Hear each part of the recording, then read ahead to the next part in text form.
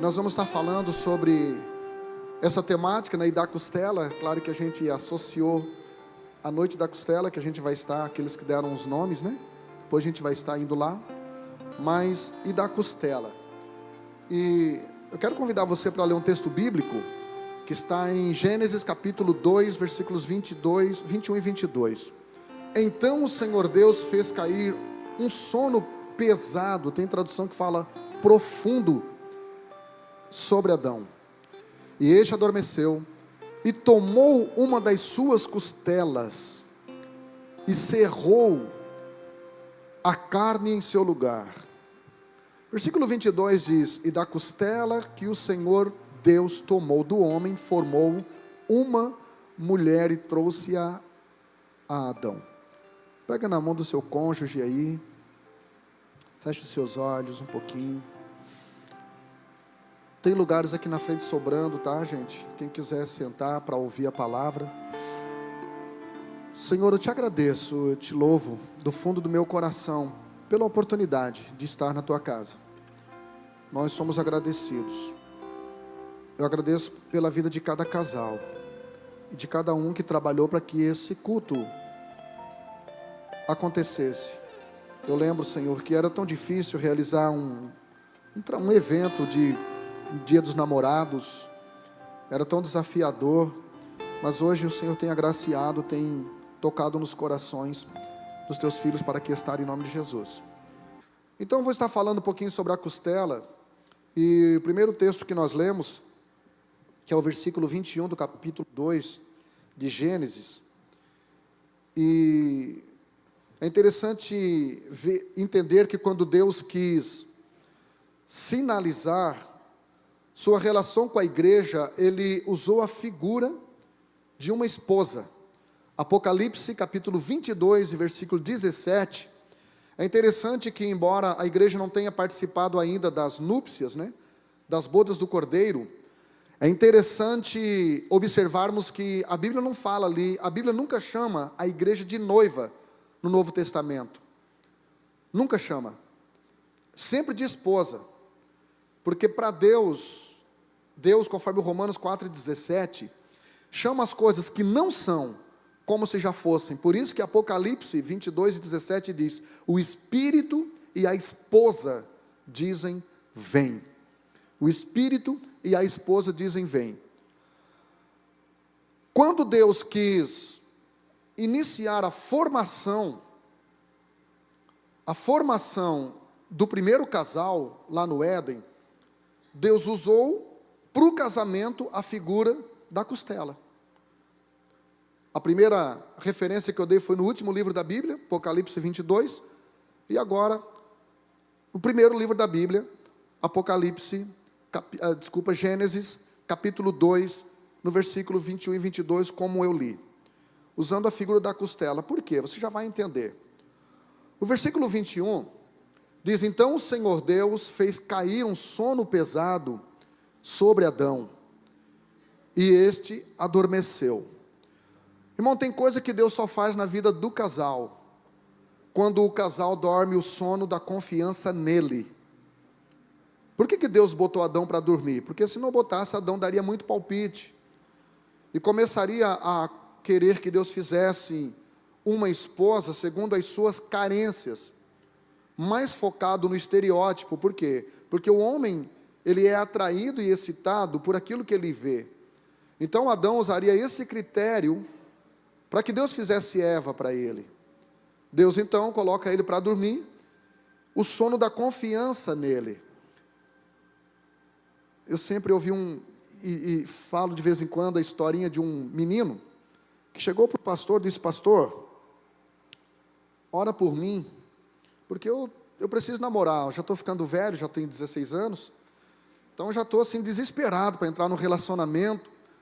Aí o pastor disse: não, pode deixar assim, eu vou orar para Deus te dar a vitória. Daí ele disse: não é a vitória, pastor, é a prima dela.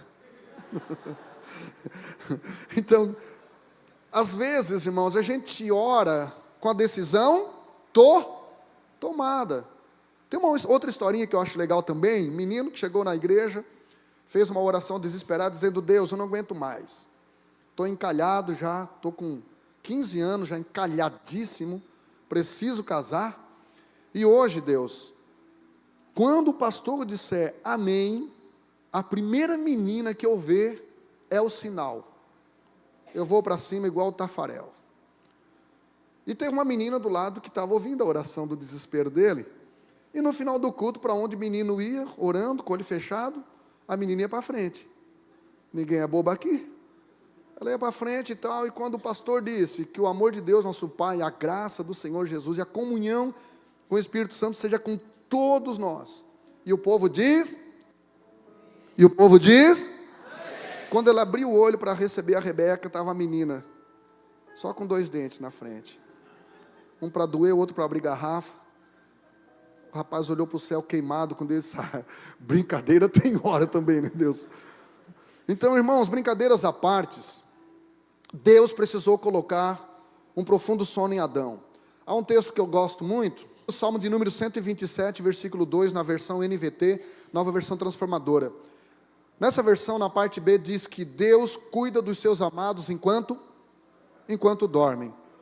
Então, queridos, nosso problema é que a gente fica acordado demais, a gente dá palpite demais, a gente às vezes escolhe demais com base no nosso critério de exigência, ou a gente acaba recebendo pessoas com critério na carência, ou acaba rejeitando pessoas com o critério da exigência, da super exigência. Então aqui está dizendo que tem coisas que Deus dá para a gente enquanto a gente dorme. Então você precisa aprender a descansar em Deus. Se tem alguma coisa cansando você, tirando o sono de você, se tem alguma coisa que está tirando o teu sono, isso pode ser patológico, sim, isso pode ser físico, isso pode ser doença, psicossomática, mas também isso pode ser a manifestação de uma incredulidade, de você não acreditar mais naquilo que Deus pode fazer por você. O médico Augusto Cury costuma dizer nas suas palestras que o sono é o reator da vida. Eu, porém, digo que o sono é o demonstrador da minha confiança e dependência em Deus. Quando você lê Lucas, capítulo de número 8, a Bíblia diz que no meio da tempestade, num pequeno barco, imagina, né? Já é difícil dormir num barco, navio, né? De cruzeiro. Você já acorda meio enjoado. Agora imagina um pequeno barco de pesca, pequeno, no meio de uma tempestade, e Jesus dormindo. Isso é muita confiança em Deus. Nós maridos precisamos fazer as nossas esposas, nós pais precisamos fazer os nossos filhos perceberem esta confiança em Deus. Olha a firmeza que Isaac sentiu quando Abraão disse para os moços, olha, vocês fiquem aqui, porque eu e o menino vamos lá, e havendo adorado, voltaremos, no plural.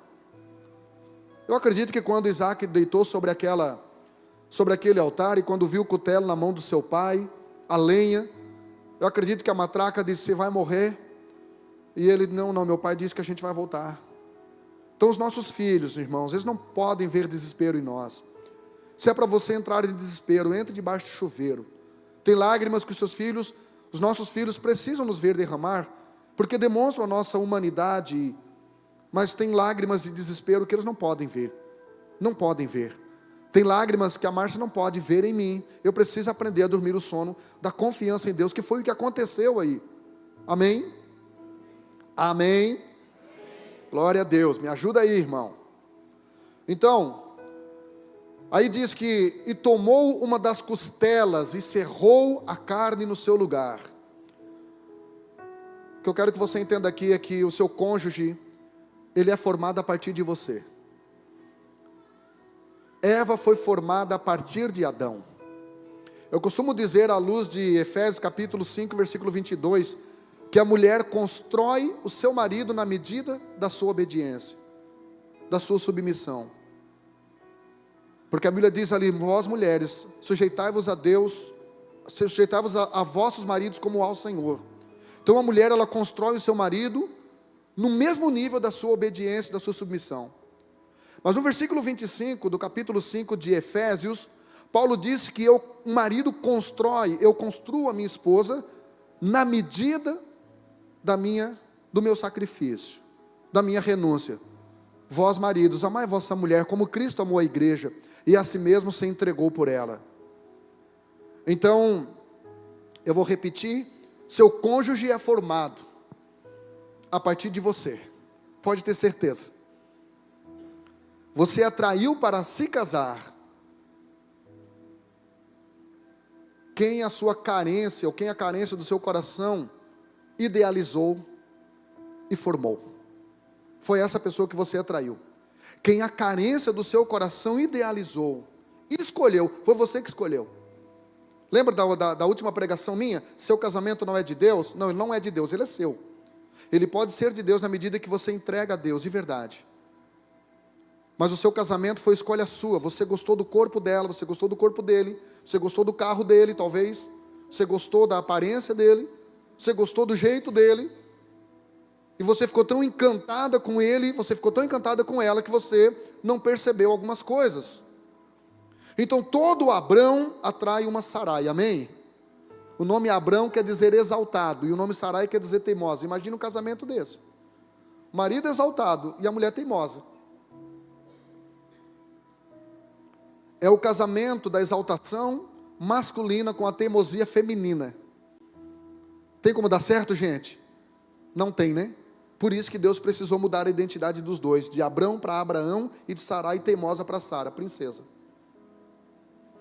Todo Acabe atrai uma Jezabel.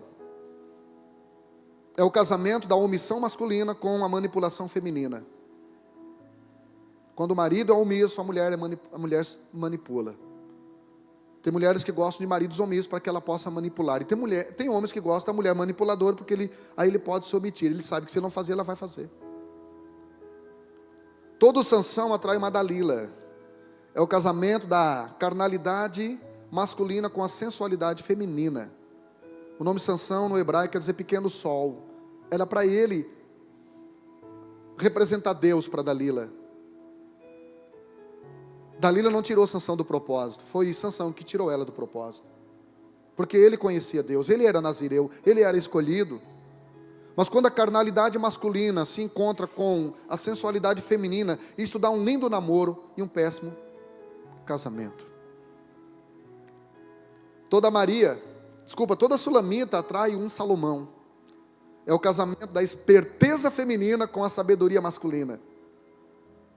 Sulamita era esperta demais, irmãos. Salomão teve 1000 mulheres. Quando chegou em Sulamita, parou. Quando você lê o livro de Cantares, começa assim: livro dos cânticos de Salomão. Deu. Só isso. Depois quem começa a falar ela, do versículo 1 e não para mais. Do versículo 2. Esperteza. Sulamita era esperta. Lê o livro de Cantares para você ver. Sulamita era inteligente. Salomão pediu sabedoria para Deus e Deus lhe deu. O casamento, quando a mulher é esperta e o marido é sábio, dá certo. Toda Maria atrai o José. É o casamento da sensibilidade feminina com a espiritualidade masculina. Maria era tão sensível que ela se submeteu a ter uma gravidez que poderia levá-la ao apedrejamento. Mas ela era sensível a Deus, ela era submissa a Deus. A mulher precisa ter isso. José era espiritual. A Bíblia diz que ele intentou deixá-la secretamente, porque ela engravidou do nada, sem eles terem tido relação. Mas de repente ele recebeu um sonho de Deus. E o anjo disse: recebe, mulher, recebe Maria como tua mulher. Receba. Aquilo que foi gerado nela não é de outro homem, é do Espírito Santo de Deus. E ele foi espiritual, irmão. Se o homem não for espiritual, ele não vai entender alguns processos que a mulher precisa enfrentar. Ele não vai compreender o ministério da mulher. Se a mulher não for sensível, ela não vai dar espaço para a espiritualidade masculina. E por último, toda Rebeca atrai um Isaac. É o casamento da beleza feminina. O nome Rebeca no hebraico quer dizer donzela cuja beleza prende os homens. Ela era linda demais. Tão linda que quando foi para o Egito, Gênesis capítulo de número 26, a Bíblia diz que ele disse para ela: olha, diga que tu é minha irmã. Quando foram para Gerar, terra dos filhos teus, diga que tu é minha irmã, porque você é tão linda que os homens vão querer casar com você. Rebeca era bonita, mas ela não era apenas bonita. O casamento de Rebeca e Isaac é o casamento da beleza feminina com a alegria masculina. O nome Isaac quer dizer riso. Diga para o seu cônjuge aí, você precisa voltar a sorrir, meu lindo. Lembra quando você era solteiro, você ria demais. Volte a sorrir. Ria de você. Ria dos erros. Sorria mais. O amor, diga comigo, o casamento é movido a um bom amor e um bom humor. Amém? Vamos lá. Versículo 22, Gênesis diz: e da costela. Casamento não pode ser só, ou seja, casamento tem que ser o quê? Que é o quê? Proteção. Para que serve costela? Para proteger. Casamento que é muita emoção, irmãos, dá errado. Casamento que é muito mimimi, é muito love, só love, irmão, vai dar errado. Casamento tem que ter osso também, gente. Eva não foi tirada de um pedacinho. Deus podia fazer uma biópsia, né? Pegava um pedacinho do coração de Adão, vou fazer a Eva. Não, irmão, é costela. Por isso que esse serzinho sangra 4 dias e não morre. Por isso que a gente encrava uma unha e chora. Não vai nem no banheiro fazer xixi, tem que trazer o pinico do lado da cama, o machão. E a mulher ganha um filho, 2 minutos depois está lá batendo selfie. A criança feia, parecendo um joelho, sem dente, careca, ela está lá sorrindo. Mulher é forte. Amém? Mulher é forte. Mas ela precisa ser protegida. Diga comigo, casamento é costela. Gente, a costela é formada por 12 pares. 12 pares. E por isso que Deus pegou a costela para representar o casamento. Quando você lê o Velho Testamento e o Novo Testamento, você vê que o número 12, ele é muito para a igreja, assim, é muito eclesiástico. E a igreja a mulher representa a igreja. A Bíblia fala de 12 patriarcas no Velho Testamento, e fala também de 12 apóstolos no Novo Testamento. Pastor, o que isso tem a ver com casamento? Tudo, irmão. Casamento, ele precisa ser patriarcal e apostólico. Casamento, ele precisa ter um cunho sociológico, colonizador, procriador, para que o casal se torne uma família, a não ser que haja aí uma disfunção física, inviabilizando a gestação, mas ainda assim pode adotar, pode constituir uma família. Mas o casamento também precisa ter um cunho apostólico. Pastor, o que é um cunho apostólico? A palavra apóstolo quer dizer enviado. Enviado. O casal não pode ficar se apegando em filhos, irmãos. Quando chegar na idade tem que desmamar. Amém? Às vezes o tesouro está com 40 anos, 1,90 m, e a mamãe está querendo, não, deixa o menino em casa, está cedo para casar, não desmama esse moleque. Amém, gente?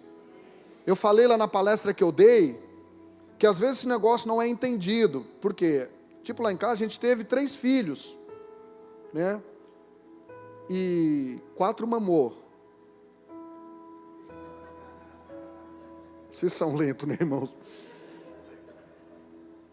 Então, 3 filhos, 4 mamando. Eu disse, gente, está na hora de vocês largar a teta. Deixa esse negócio só para mim. A Bíblia diz que Salomão disse que os peitos da Sulamita eram cachos de uva. O que se faz com a uva, irmão? Então você tem que ser inteligente, irmão. Viva a Bíblia. Viva a Bíblia, a palavra de Deus. Então desmama esse moleque aí. Então, 12 costelas, diga comigo, 12 costelas.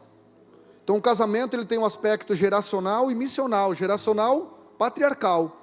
E missional, apostólico. Para funcionarem bem no propósito, as costelas precisam estar todas ligadas à coluna. Fala para mim, irmão. Qual é a coluna do casamento? Quem é a coluna do casamento? Fala para mim.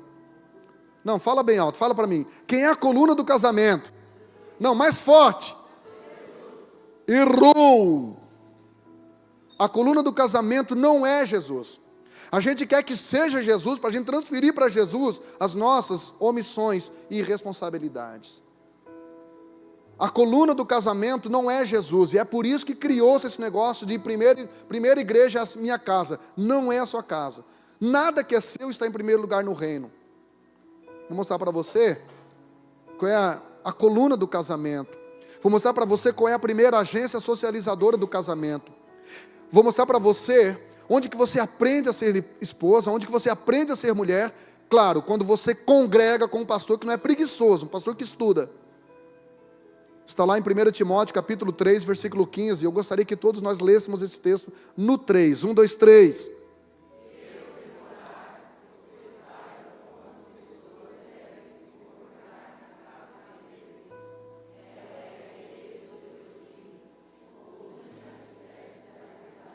Diga para o seu cônjuge, a casa de Deus não é a nossa casa. Diz, a nossa casa precisa ser a casa de Deus. Mas a casa de Deus é a casa de Deus. É esse lugar aqui. Esse aqui é a casa de Deus. A Bíblia está falando que esse lugar não é só a casa de Deus, mas é também a igreja do Deus vivo. Agora, não, a igreja somos nós. Sim, no sentido orgânico, sim. Mas no sentido organizacional, é aqui. É aqui que eu aprendi a ser homem. Meu pai não me deu legado. O legado que meu pai me deu foi de um adúltero, de alguém que se corrompeu pela promiscuidade sexual. Quando eu entrei no meu casamento, eu entrei com uma bagagem negativa nas minhas costas. E para me ajudar, Léo, a igreja não me ensinou nada sobre isso, porque a igreja que eu congregava, era pecado falar de sexo no altar. Era pecado falar de casamento. Era pecado falar de intimidade. Aí a gente aprendia com quem? Lá no campo de futebol, com ímpio, lá na escola. Então aqui Paulo está dizendo que quem é a coluna é a igreja. E ela, pastor, mas Jesus é o quê? Jesus é a pedra angular. O que é pedra angular? É a pedra que vai determinar o ângulo, se essa estrutura vai ser torta ou reta. Por isso que em Gálatas 2:9, Paulo chama Pedro, Tiago e João de colunas da igreja de Jerusalém. Colunas são pessoas, irmãos. São pessoas visíveis que eu posso me espelhar. Que eu posso olhar para o casamento e dizer, eu não pude me espelhar no casamento dos meus pais, mas eu posso me espelhar no casamento do irmão fulano, da irmã fulana, do pastor Beltrano. E esse tem sido o nosso maior desafio, não é? Ser modelo no nosso casamento para você. E é claro que não temos um casamento perfeito, mas nós temos um casamento completo. Amém? Então, irmão, entenda uma coisa. É aqui na igreja que você aprende, não é lá na internet, com gente que não é pastor, com gente que você não sabe nem o nome da esposa, com gente que só mostra foto, viajando. Não, seu modelo, o lugar, é um lugar onde oram por você, e onde sinalizam como que você tem que ser. Deu um probleminha na TV aí, se vocês tentarem resolver para mim, que daí eu não consigo ler daqui. Então é isso aí, gente. Biblicamente, a coluna do casamento é a igreja. A igreja que vai te ensinar. E se você for humilde, você vai aprender. Vamos lá. Esses ossos são classificados em 3 grupos principais. Que são o quê? Flutuantes, falsos e verdadeiros. Irmão, isso é científico, tá? Falando de coisa científica para você. Nós temos médicos aqui sentados, pessoas que trabalham na área da saúde, sabem disso. Então, a nossa costela são 12 ossos, que se dividem em 7 ossos, os ossos verdadeiros, as costelas verdadeiras. 3 ossos, as costelas falsas. E 2 ossos, costelas flutuantes. Pastor, o que isso tem a ver no mundo espiritual? Nada. Mas eu vou aplicar para você simbolicamente. O que é um casamento que é uma costela flutuante? É um casamento que é um casamento volátil, irmão. É um casamento inconstante, raso, sem raízes. O que é o casamento que é uma costela falsa? É um casamento que fala de Um casamento que os cônjuges não prestam conta um para o outro. Cada um recebe o seu salário, não faz parte de um bolo só. O cônjuge não sabe o que o outro ganha, não sabe quanto ele gasta, para quem que ele deve. Isso é um casamento que é uma costela falsa. O casamento que é uma costela falsa, quando eu falo de prestar conta, não é apenas financeiro, mas disso é onde vai.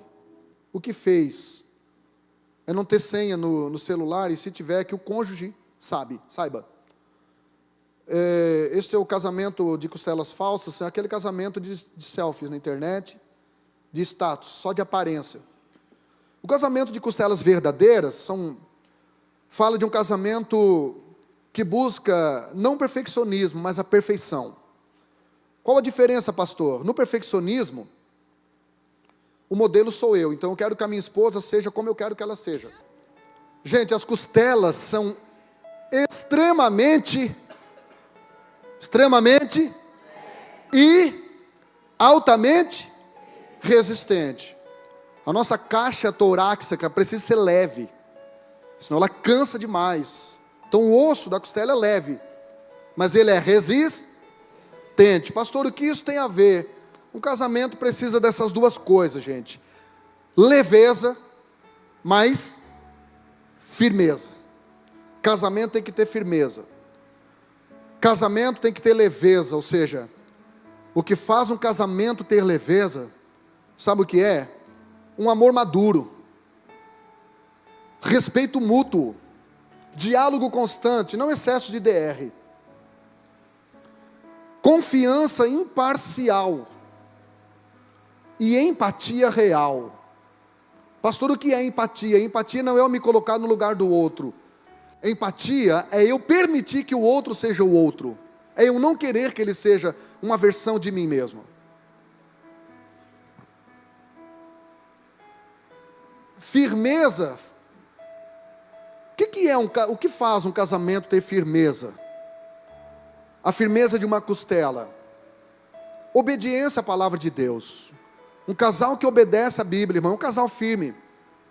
Um casamento, uma casa que obedece. Jesus diz: quem que eu vou comparar o homem prudente? É aquele que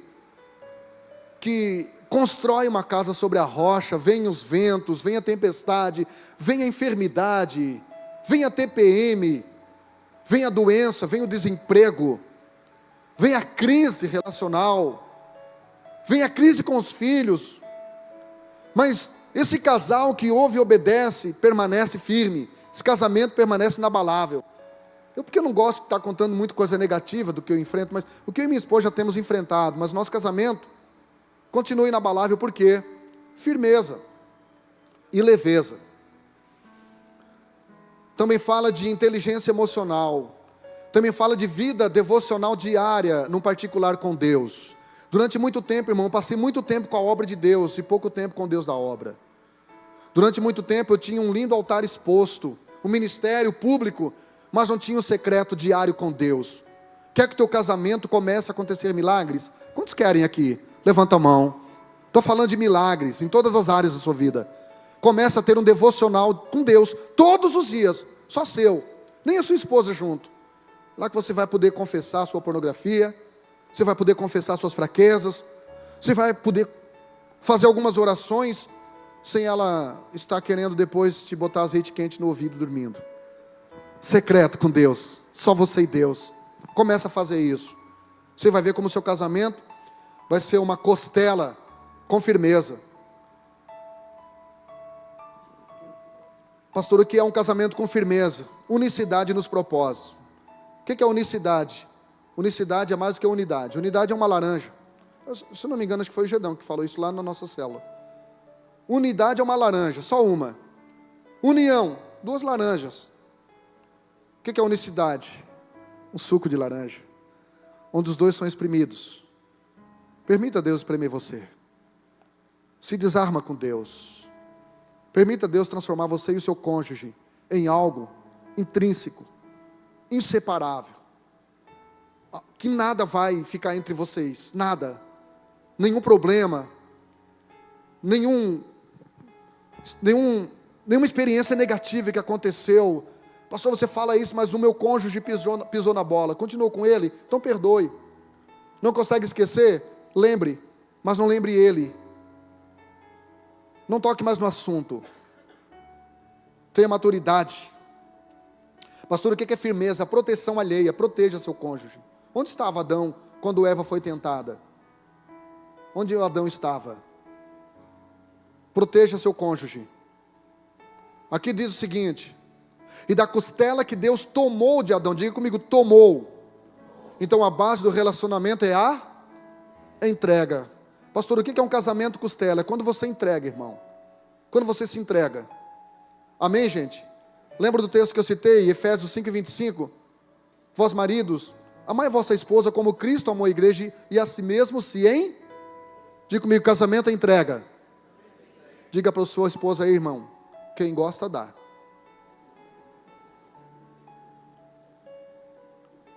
Disse não, né, irmão? De bobo você só tem a carinho e o jeitinho de andar, né? Agora diga para ele aí, irmã, quem ama se doa. Diga assim para ele, se você se doar, eu dou.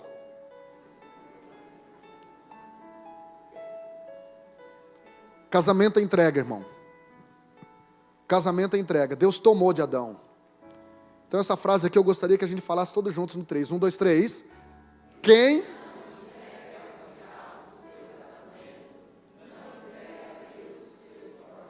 Diga para o seu cônjuge aí, nós não vamos entregar para o diabo o nosso divórcio. Não vamos. Nós não vamos entregar para o diabo o nosso casamento, nós não vamos entregar para Deus o nosso divórcio. Nós vamos entregar para Deus o nosso casamento. Nosso casamento vai ser colocado para Deus resolver aquilo que a gente não consegue. Amém? Amém? Parece que vocês estão pensando lá na costela, né? Então, queridão, relacionamento não dão certo com casais que não se dão em nada. E casamentos também não dão certo com casais que se dão em tudo. Porque são dois extremos: o egoísmo e o anulismo. Então, uma pessoa que se entrega demais, o tempo todo, 100%, essa pessoa, ela é muito vítima. Ela é muito carente. Depois ela vai cobrar isto. E vai dizer, eu faço tanto por você e você não faz quase nada por mim. Ou você não faz no mesmo nível que eu. Então não pode se entregar demais, porque isso vira anulismo. Você não pode se anular, irmã. Você precisa se valorizar. Você precisa do seu marido, mas você só depende de Deus. Você precisa da sua esposa, mas você só depende de Deus. Amém? Travou de novo, que luta, né? Pobre não tem sorte com essas coisas, né? Gênesis 2:22, formou uma mulher e trouxe-a a Adão. Quem aqui sabe o significado da palavra mulher na etimologia hebraica? Alô? Oi? Isso, de quem aprendeu. A palavra mulher na etimologia hebraica, ele leu também. Que palestrante, irmão, a experiência aqui é tudo. Eu entrego a charada e depois faço a pergunta.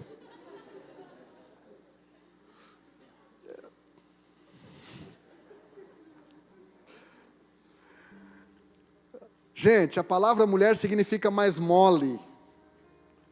Não no sentido de menos resistente ou de palerma, mas no sentido de flexibilidade e versatilidade. Irmã, para com esse negócio de frasezinha de Instagram. Antes eu sofria, agora eu sou fria. Agora eu sou sou dura. Para com isso, você vai perder sua feminilidade por causa de um bobalhão que não te honrou e te valorizou. Continue sendo essa pessoa que você é, mulher, feminina, sem ser feminista, flexível, uma mulher versátil, uma mulher que sabe viver em qualquer circunstância da vida, em qualquer lugar, sabe passar por momentos de privação, mas também sabe desfrutar para um momento de provisão, versatilidade. Deus não deu uma esposa para Adão, amém? Deus deu uma mulher. Deus deu o quê? A matéria-prima. Eu estou orando, pastor, para Deus me dar... Nem para de orar, irmão, porque Deus não dá ninguém para ninguém. Deus não une pessoas, quem une pessoas é a carência. Deus une propósitos. Então, Deus não deu uma esposa para Adão, Deus deu a matéria-prima. Tem gente sem marido que eu acho muito engraçado. Ah, pastor, mas se a minha mulher fosse igual à sua... Às vezes, em algum sentido que reclama da esposa, eu digo, é só você ser igual eu, que a sua esposa vai ser igual a minha. Porque o processo é o mesmo, irmão, para todo mundo. A Bíblia diz que Deus deu o tempo e a oportunidade a todos. Agora, o que eu estou fazendo com o tempo? Dia todo? Então,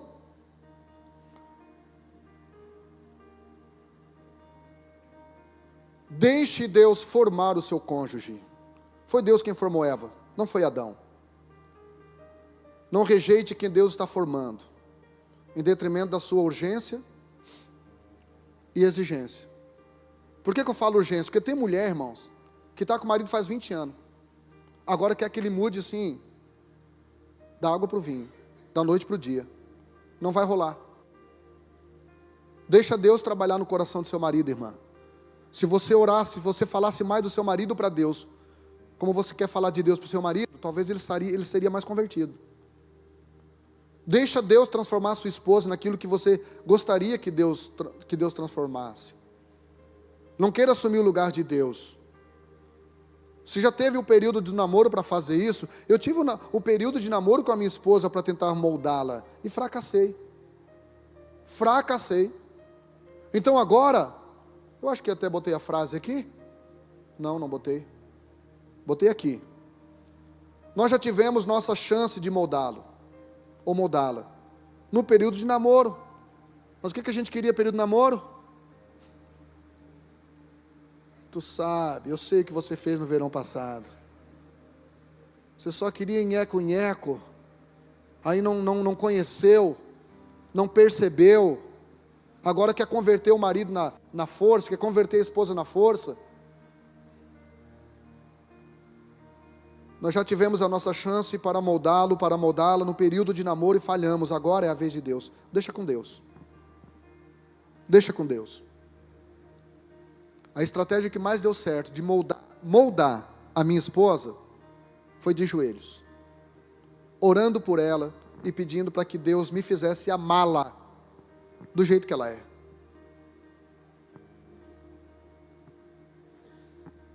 É difícil mudar uma criança, quanto mais um velhusco, uma velhusca. Então, peça para Deus sabedoria, resiliência, inteligência. E outra coisa, interceda, ore, porque muito dos comportamentos é espiritual. O diabo não perde oportunidade. Eu quero encerrar com uma frase do Martinho Lutero, a banda pode subir, dizendo que o casamento é a escola do caráter de Deus em nós. É o casamento. Estava conversando com alguém que disse, pastor, eu acho que para a igreja me reconhecer, a igreja me validar, eu acho que o meu líder tinha que fazer isso no microfone. Eu disse para essa pessoa, digo, você está errado. Para a igreja te reconhecer e te validar, ela vai observar a forma como você trata a sua esposa. Esta é a balança. Este é o termômetro. Como que você trata? Como que você lida? E a Bíblia diz em 1 Pedro, capítulo 3, versículo 7, que se a forma como eu trato a minha esposa não for de forma inteligente, por isso 1 Pedro 3,7 diz, coabitai com ela, com inteligência, coabitar, more com. Na tradução original do grego tenha relações íntimas com ela, com inteligência, com sabedoria, dando honra à mulher. O que é honra? Prioridade. Então no sexo você não é a prioridade, irmão. Irmão, alô? Na cama você não tem a prioridade. A prioridade da cama não é satisfazer as tuas fantasias, é satisfazer as necessidades da sua esposa. Coabitai com ela. 1 Pedro 3:7. Teve mulher que olhou para o marido assim,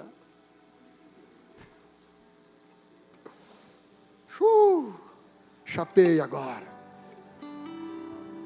Coabitai com ela com inteligência, com entendimento, dando honra à mulher como vaso mais fraco. Como vaso mais fraco. E no final diz: para que não sejam impedidas as vossas orações. Tem algum homem aqui que quer que a sua oração suba? Então desça e se humilhe. Honre sua esposa. A palavra honrar significa priorizar. Por isso que tem gente que não honra a Deus, porque não prioriza a Deus. Adoração não é aquilo que você realiza, e sim aquilo que você prioriza. Então, o que Deus quer é que o seu casamento seja uma costela. Leve, mas resistente. Com leveza, mas com beleza.